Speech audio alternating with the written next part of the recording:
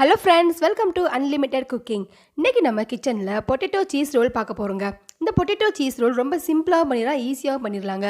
உருளைக்கிழங்கு சீஸ் இருக்காங்க, அப்போனா அதை ட்ரை பண்ணி பாருங்கள். இந்த மாதிரி நீங்கள் பசங்களுக்கு பண்ணி கொடுத்தீங்கன்னா உடனே காலி ஆயிருங்க. அவ்வளோ டேஸ்டியாக இருக்குங்க, ரொம்ப விரும்பி சாப்பிடுவாங்க பசங்க.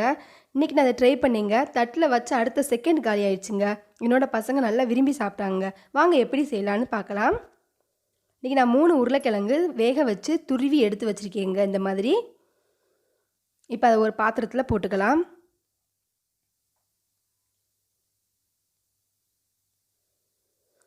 இப்போ நான் ஒரே ஒரு பெரிய வெங்காயம் பொடி பொடியாக கட் பண்ணி வச்சுருக்கேங்க. இப்போ நம்ம அதையும் போட்டுக்கலாம். 1 ஸ்பூன் மைதா போட்டுக்கோங்க. 1 ஸ்பூன் கார்ன்ஃப்ளவர்,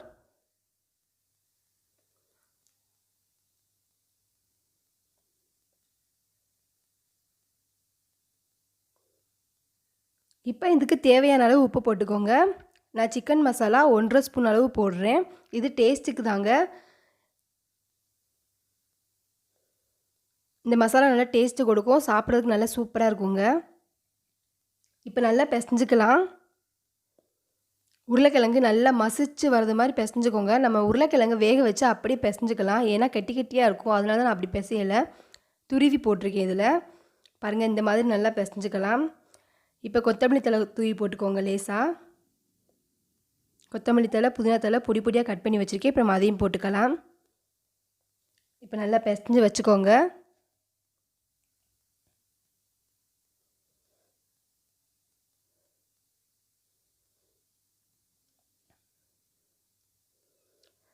இப்போ நான் சீஸ் இந்த மாதிரி துருவி வச்சுருக்கேன் பாருங்கள்.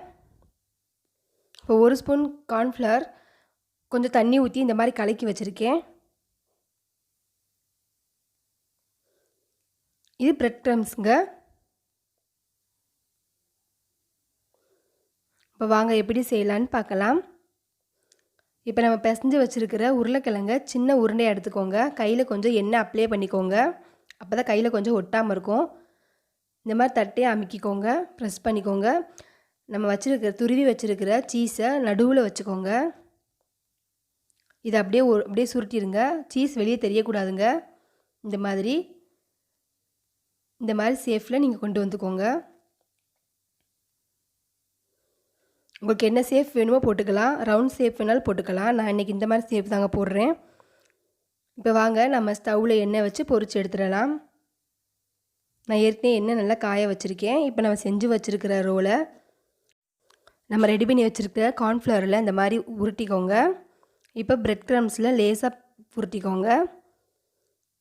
அவ்வளோதாங்க. இப்போ நம்ம எண்ணெயில் போட்டு பொரிச்சு எடுத்துடலாம். சிம்மில் வச்சு பொரிச்சுக்கோங்க, ஏன்னா பிரெட் க்ரம்ஸ் சீக்கிரம் கருகிரும். சிம்மில் வச்சிங்கன்னா கோல்டன் கலரில் வரும்.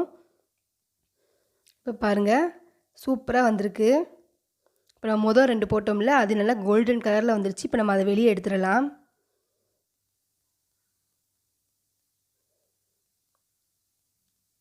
பாருங்கள், கிறிஸ்பியான பொட்டேட்டோ சீஸ் ரோல் ரெடி ஆயிடுச்சுங்க. இப்போ நான் உங்களுக்கு ஓப்பன் பண்ணி காட்டுறேன். சீஸ் எப்படி உருக்கி நல்லா வந்திருக்குன்னு பாருங்கள், சூப்பராக வந்திருக்குங்க. சாப்பிட்றதுக்கே ரொம்ப டேஸ்டியாக இருந்துச்சுங்க.